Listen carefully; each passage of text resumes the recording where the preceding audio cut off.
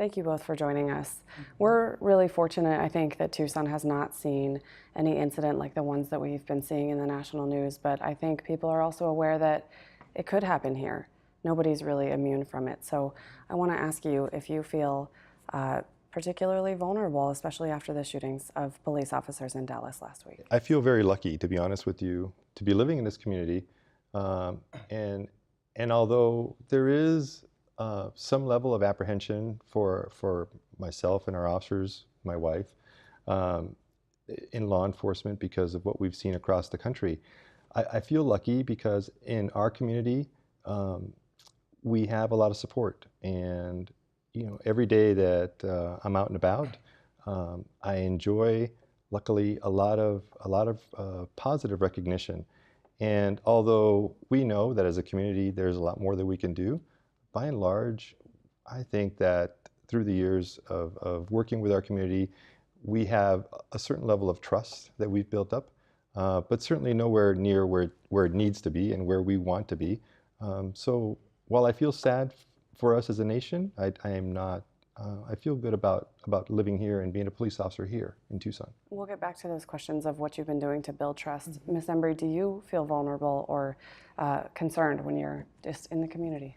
I have. I first want to say I do appreciate the partnership that the Tucson Urban League has, first of all, with the Tucson Police Department. They've been a longtime partner. They are a partner with many of the organizations and collaboratives and initiatives that we are partners with. However, as an African American, as a Black woman out there, we do feel targeted. I see hate every day. And I was sharing with someone a couple of days ago that I too have been pulled over, and it scared me to death. I was coming from downtown, and I live on the other side of the world I refer to as the northeast side of town. Coming from downtown, had to go through Midtown, and this was at night. An officer pulled me over. I pulled over. He wouldn't tell me why I was being stopped. And then the next thing I know, another officer pulls behind him. And I'm just this boring old woman, well, not old, but boring woman. So finally, I found out it was a cracked tail light. And, but the officer had asked me, had I been out drinking? No, I'm just tired. So this was something that I did bring up, and this was after, I think, the Trayvon Martin situation. So it was something that I did bring up with former police chief, and he also shared that nowadays that officers have to, travel as teams, but it scared me to death. So I can imagine how our young African-American males feel when they get pulled over as well. Mr. Batista, what do you think hearing that? I totally get it. I think that, we understand these stories and we're training towards that. We look at it from the fact that, imagine a young police officer making a traffic stop in the middle of the night.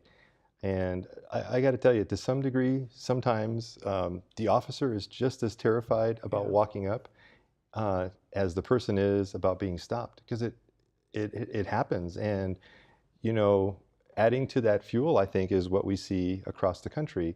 I think that to a high degree, we've been lucky in our community, and not just lucky, because I think it's been work, that we have minimal instances of those types of events that are completely negative. I mean, we've had so many positive events where a traffic stop happens in the middle of the night, a person's got a gun, and things go super smoothly. But it doesn't take away what she felt. What Ms. Embry felt is real, and we understand that. Now, I've asked you both here because you're both involved in speaking with each other about these things. So tell me a little bit about what is happening between the police part of our community and the African-American part of our community on these issues. The police has been engaged. I've had the new police chief come visit the Tucson Urban League campus close to South Tucson. It's on the south side of Tucson. We had a group of young people there during our summer youth employment program. The police chief has went in and spoke to them and really promoted and let those young people know, and these are 16 to 18-year-olds, know that they're looking to recruit African American officers and how the police force should reflect what the community looks like. So they've been very active with recruitment and acknowledge that it is important to reflect what the community looks like. They've come to our monthly IMA, which is the Interdenominational Ministerial Alliance meetings. We have several of officers that are part of the Criminal Justice Committee. So they've come to every meeting. The new police chief has come out just to share his vision for policing in the city of Tucson. Also, the former police chief, he shared how how the city is now part of the President's 21st Century Policing Task Force. And that's all to the same end, right? I mean, that's all about building relationships between officers in the community. Yes. We have my pastor, Pastor DeMond Holt from Pilgrim Rest Missionary Baptist Church. He has worked with the Boys and Girls Club and the police department to make sure that police are engaged with that program. So anyone who believes in the community-oriented policing model, I am all for that. It's about building relationships, building trust in the community, not targeting the bad seeds in the community, but building those relationships. And especially if you can build them with young people, I think that's fantastic. Do you have anything to add? I do. Debbie is correct. Our new chief has been in place for about 7.5 months, and we are about 2.5 months into a reorganization effort that put more patrol officers into the streets. And what that's done is it's given our officers the ability to not only be able to focus more on the crime events that are occurring more effectively, but also extra time to deal with or engage in community-related activities, such as the kind that Debbie's talked about. We are in a after-school summer program with the Boys and Girls Club.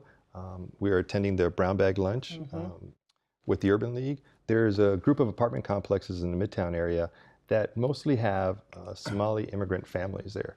And so a young officer was going to a lot of calls there and realized that the kids would all come out and just want to hang all over him. So one of the things he thought is, I wonder if anybody reads to them. So he partnered up with Bookman's Books and got books. The management said, hey, we'll cook burgers and hot dogs. And so now, throughout the summer, we have different days where police officers on duty get to take a little bit of time out of taking calls for service and going over there and reading to kids and cooking burgers. I mean, it's amazing. So what that does, and that's important, especially the outreach that's done to young kids, especially elementary and middle school kids, because how we are perceived, if you look on television or listen to rap music or something like that, how those young people are perceived in the media or reflected in the media, you would think that we're all gangbangers and, or we don't value school or education. Well, that's what police officers, see on TV as well. But that breaks down, I think, Absolutely. the barrier and the perception. So they too now see young people, especially young African American boys or boys of color, in a new light, that they are just kids.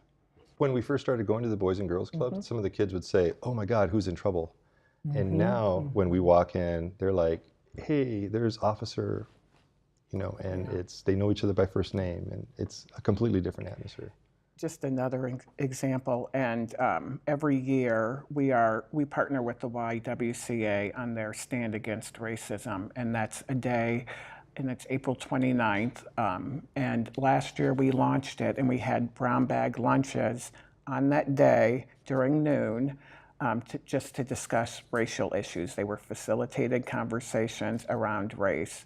Well, you guys came to the Urban League location. I think you had like 5 people coming with you, and these are top level people. Assistant chiefs came. So I think that, you know, I never want to say that it could not happen here because it can happen on any given day. But when you see a police force that just shows up to things that they really don't have to show up to, I think that's a positive side. Is there work that needs to be done throughout the whole force? Probably. Every time we hear about another police shooting of an African American male, which is what they all are, we hear presidential speeches, we hear calls for change, we hear that we need to bring these two parts of our community together. And then it seems like we don't talk about it that much, and we have the same conversation the next time it happens. So, at least in Tucson, is this leading to change?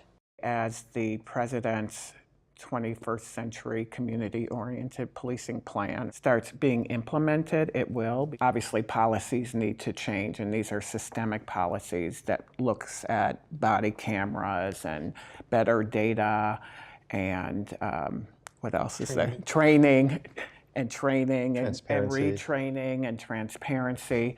I think it will help, but that could take a year or two. So we, I think, need to come up with some strategies. We do believe in working together as a community to solve community problems. That was evident on Friday when there was the press conference that called Black community, Hispanic community leaders together. You're referencing a police conference at the police Correct. station Yes. about Correct. Friday, Dallas, Yes. the events in Dallas, Yes. and they Yes. invited the African American Yes. community. And so we were, you know, we came because we realized that we can't do this alone.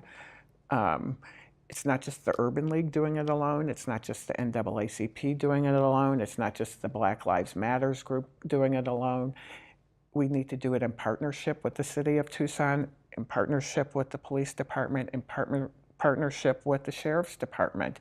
But it also takes, and I think you will appreciate this, our white partners out there as well. I have some white friends that called and said, Debbie, what can I do without being the token white person there?